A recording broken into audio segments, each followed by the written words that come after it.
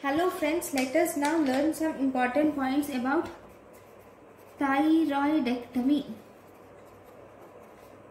So we will learn some important only points about thyroidectomy. The dissection of the thyroid should be, the dissection plane of the thyroid should be kept close to the thyroid. And what is the first vessel to be ligated in thyroidectomy?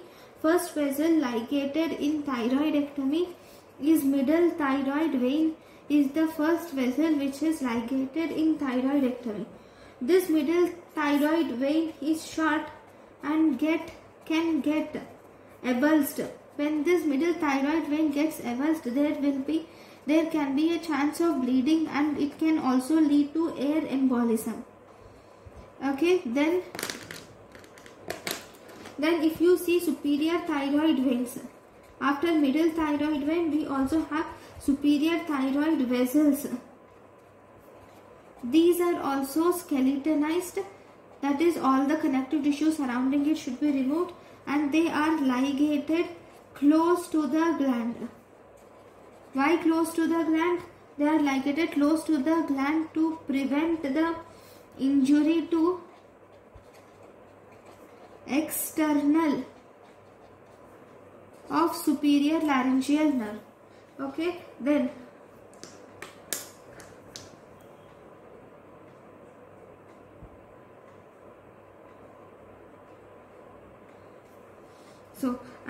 if you see, recurrent laryngeal nerve is present at the cricoid cartilage. And now inferior thyroid veins. What do you do about inferior thyroid artery? Inferior thyroid artery is ligated close to the gland. It is also ligated close to the gland. Inferior thyroid artery is also ligated close to the gland. Why it is ligated close to the gland? To prevent vascular infarction of parathyroid. To prevent vascular infarction of parathyroid, this inferior thyroid artery is ligated close to the gland. Actually, these parathyroids are located 1 centimeter in 1 centimeter proximity to inferior thyroid artery and recurrent laryngeal nerve. And then if you see, among all these, the recurrent laryngeal nerve is most vulnerable to injury. Because recurrent laryngeal nerve is most vulnerable to injury, bleeding is always controlled with gentle pressure. Here, use of electrocautery is avoided in this, is avoided. Okay, then right, what will you do if there is accidental removal of parathyroid? If there is accidental removal of parathyroid gland occurs, then what do you do? Then if there is accidental removal of parathyroid gland, first and foremost confirm it by frozen section. Okay, then that is 1 millimeter of fragments. After that, you will make the gland into 1 millimeter of fragments, and then you will transplant the fragments into the sternocleidomastoid. And the site of transplant of these fragments is marked with the help of a marked with silk and clip. Okay, so this is what you do if there is accidental removal of parathyroid gland. Now, what are the complications of thyroidectomy? Whenever there is thyroidectomy, the main complication is there will be hemorrhage.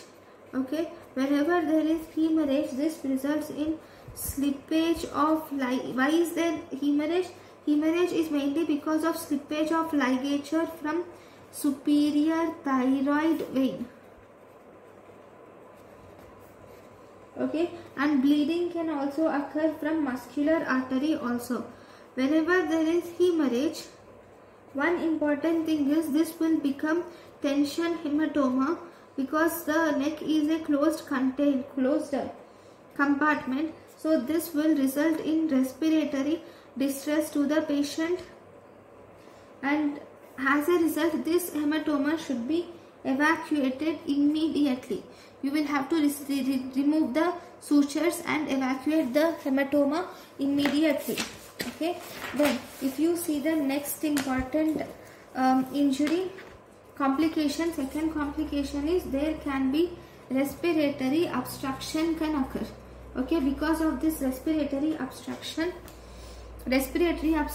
will result in respiratory obstruction mainly results due to laryngeal edema, or it can be due to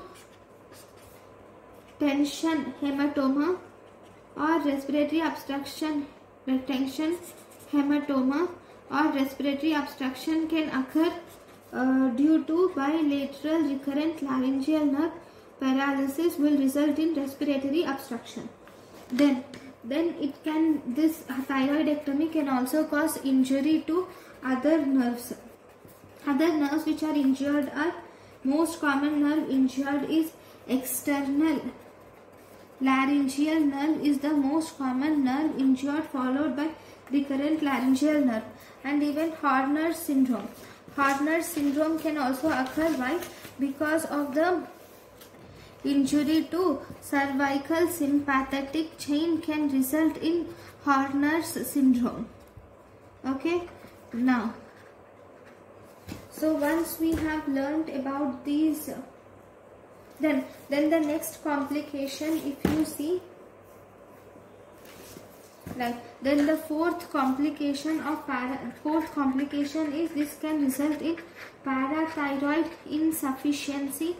Okay, why is there parathyroid insufficiency? One, there can be vascular infarction of the gland, or there can be accidental removal of the parathyroid gland. So this parathyroid insufficiency mainly presents in 2 to 5th day after surgery.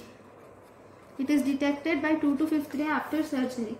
So here the patient presents with symptoms of circumoral and fingertip numbness is seen. Here the patient also presents with tetany, carpopedal spasm. Okay, the patient presents with laryngeal stridor.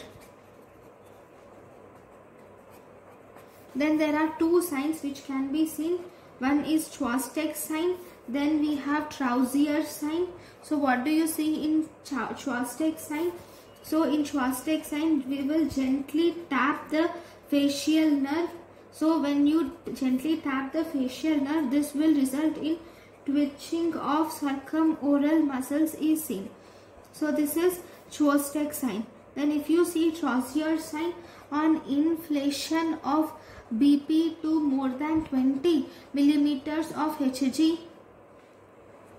above the systolic blood pressure for 3 minutes, this will lead to carpal spasm.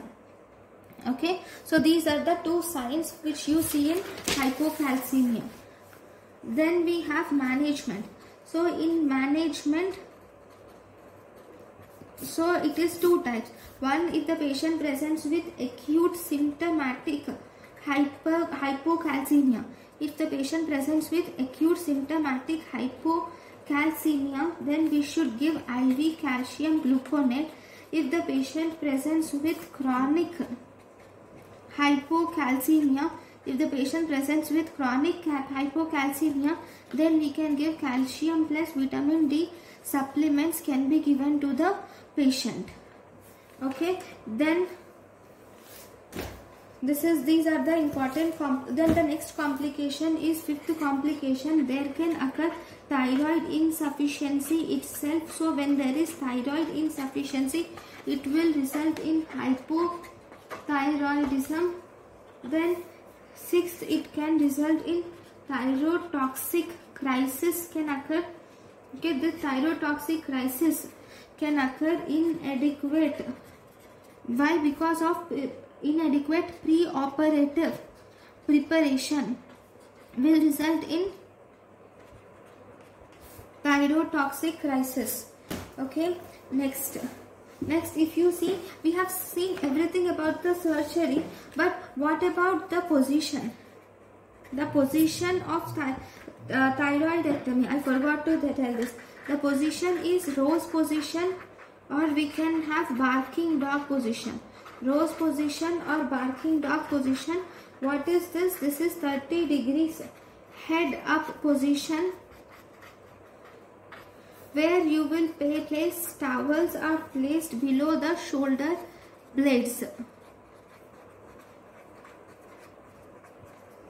Okay, next, what is the advantage of this position? This will result in development of bloodless field. Then what is the disadvantage of this position? This will result in increased risk of air embolism. Okay, now next important thing is types of thyroidectomy. We have even forgotten this. If you see types of thyroidectomy, the types of thyroidectomy are of 5 types. One, we have first hemithyroidectomy. In hemithyroidectomy, you will remove one lobe plus isthmus is removed. One lobe plus isthmus is removed. It is also called as lobectomy. So what are you removing here? If this is the thyroid gland, you will remove the isthmus and also a lobe is removed. Okay, this is hemithyroidectomy. Then we have the next second type, which is subtotal thyroidectomy.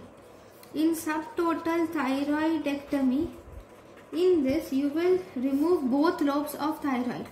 Both lobes are removed in subtotal thyroidectomy. So if this is the thyroid, you will remove both the lobes are removed, except 3 to 4 grams is left in each lobe. In each lobe 3 to 5 grams is left. So all this is removed, only this 3 to 5 grams part is left.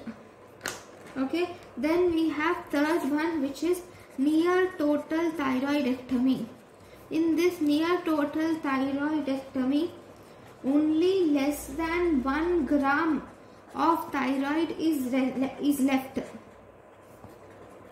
Okay, this is also left adjacent to recurrent laryngeal nerve at ligament of Berry. It is left adjacent to recurrent laryngeal nerve at ligament of Berry. It is seen in near total thyroidectomy. So if this is the thyroid gland, only here a small portion adjacent to recurrent laryngeal nerve is left, the rest all is resected, is removed.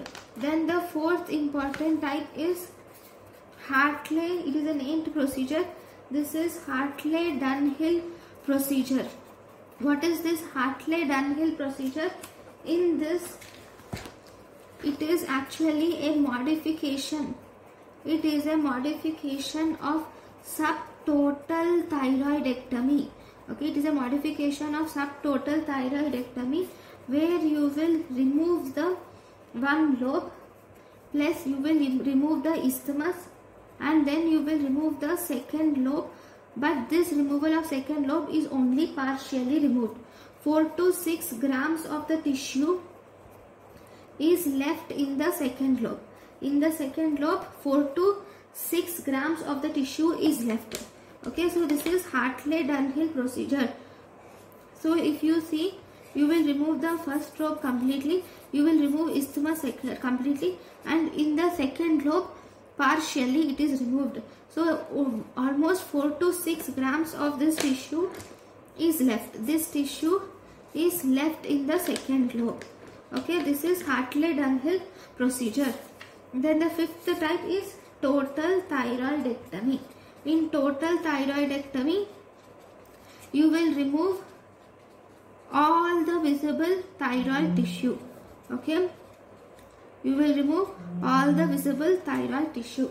So this is about the thyroidectomy. Thank you for watching.